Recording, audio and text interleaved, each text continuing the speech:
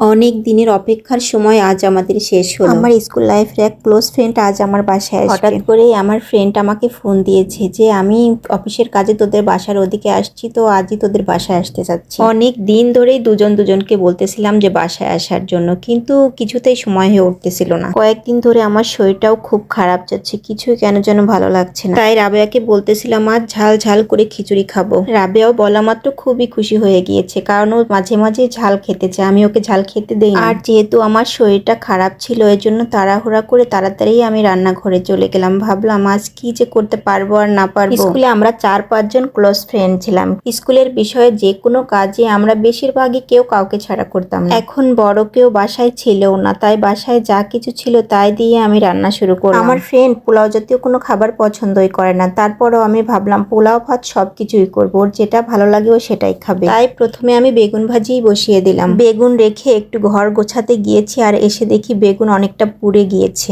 এক কাজের সময় আর এক কাজ করতে গেলে যা হয় আর একদিন আগে প্যাকেট জাতীয় রোস্টের পিসগুলো এনে রেখেছিল, ওগুলোই আবার বসিয়ে দিলাম। তো আমাকে বলেছিল দুপুরের খুব তাড়াতাড়ি ও আমার বাসায় চলে আসবে। চুলায় রোস্ট বসিয়ে রেখে আবার আমি পোলাও বসিয়ে দিলাম। পোলাও রান্না করতে কিন্তু আমার ভীষণ ভালো লাগে, কারণ পোলাও রান্নাটা খুবই সংক্ষেপে রান্না করা যায়। তাই পোলাও কিন্তু আমি খুব অল্প তেল মশলা দিয়ে রান্না করি, কারণ আমিও পোলাও খেতে খুব একটা পছন্দ করি না, কিন্তু আমার রান্না পোলাওটা কিন্তু আমার বেশ ভালো লাগে। নিজের রান্নার প্রশংসা কিন্তু একটু নিজেই করে নিলাম। এবং পোলাও আমি খুব ঝরঝরা করে রান্না করি, না হলে সেটা আমার নিজেরই পছন্দ হয় না। পোলাও বসিয়ে রেখে আবার রোস্টের ভাজা পিসগুলো উঠিয়ে নিচ্ছি। এদিকে আমার পোলাওটাও হয়ে গিয়েছে। দেখুন আমার পোলাও কিন্তু বেশ ঝরঝরা হয়েছে, দেখেই নিশ্চয়ই বোঝা যাচ্ছে। এটাকে একটু নেড়ে চেড়ে ঢাকা দিয়ে রাখলাম। এবার প্যানে ছোট ছোট সুরমা ইলিশ ফ্রাই করার জন্য বসিয়ে দিলাম। জানি না মাছের নামটা ভুল হলো কিনা, আমি আবার ছোট ছোট অনেক মাছের নামই জানি না। কোনো মাছের নাম যদি আমি না জানি তাহলে সেটা আবার আমি আমার হাজবেন্ডের কাছ থেকে জেনে নিই। তাই সে তো আর এখন বাসায় নেই, এজন্য আর আমি জানতেও পারছি। কয়েকদিন আগে আমার হাজবেন্ড অনেকগুলো আইসক্রিম কিনেছে, আর এজন্য গরুর মাংস একদম নিচে রেখেছে, যার ফলে আমি বেরই করতে পারছি না, সেগুলো এমন আটকিয়েছে। আর মাংসর সাথে টানা হেঁচড়া করতে করতে এদিকে আমার মাছগুলো হয়ে গিয়েছে। এবার আমি আর একটা পাতিলে ভাত বসিয়ে দিলাম, কারণ আমার ফ্রেন্ড তো পোলাও খেতে পছন্দ করে না। ভাতটা বসিয়ে দিয়ে আমি রোস্ট এবং মাংসের জন্য মশলা বেটে নিচ্ছি, কারণ ও তো আমাকে আগে থেকে বলেনি, এজন্য আগে কোনো প্রস্তুতি ছিল না, সবকিছু আমাকে এখনই তাড়াহুড়া করে করতে হচ্ছে। ভাবলাম একটু ঘন ডালও করি, এর জন্য চুলায় আবার একটু ডাল বসিয়ে দিলাম। ডালের পানিটা গরম হতে না হতে ভাতেও বুদবুদি উঠে গিয়েছে। এবার ডালেও ফোড়ন দিয়ে নিলাম। মেহমানদারিতে আমার কাছে ঘন ডালের আইটেমটা কিন্তু একটু বেশিই ভালো লাগে, আর আমি নিজেই পছন্দ করি, তাই হয়তো লাগতে পারে।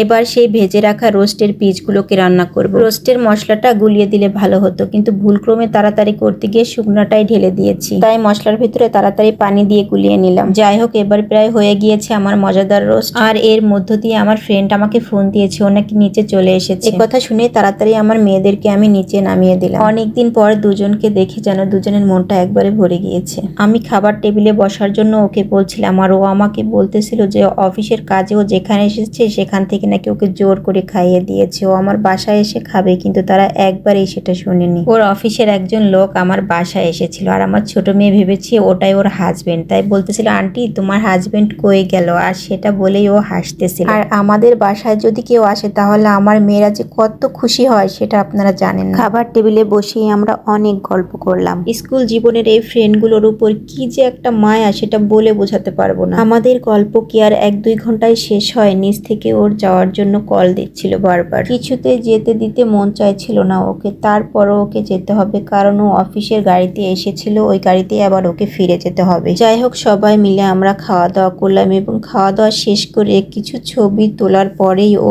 বেরিয়ে পড়লো। আন্টি চলে যাচ্ছে, এজন্য আমার মেয়েদের মনটাও খুব খারাপ হয়ে গিয়েছে। কতবার আমরা দেখা করব বলে প্রস্তুতি নিয়েছি, কিন্তু এ সমস্যা সে সমস্যা করে দেখা হয়নি, আর এসে আজ ও চলে যাচ্ছে। আমার মনটা যে কি পরিমাণে খারাপ লাগছে তা আমি বলে বোঝাতে পারবো না। ও আমাকে 1 সপ্তাহ 15 দিন পর পরই প্রায় ফোন দিয়ে আমাকে বলে যাওয়ার জন্য, কিন্তু আমি বাচ্চাদের নিয়ে এতটাই ব্যস্ত যে একদমই বের হতে পারি না দূরে কোথাও। দোয়া করবেন আমাদের জন্য সবাই। আমাদের সকল বন্ধুদের সম্পর্ক যেন এমন বিশ্বাস আর ভালোবাসায় সারা জীবন বেঁচে থাকে। আজকের মতো এ পর্যন্তই। আল্লাহ হাফেজ।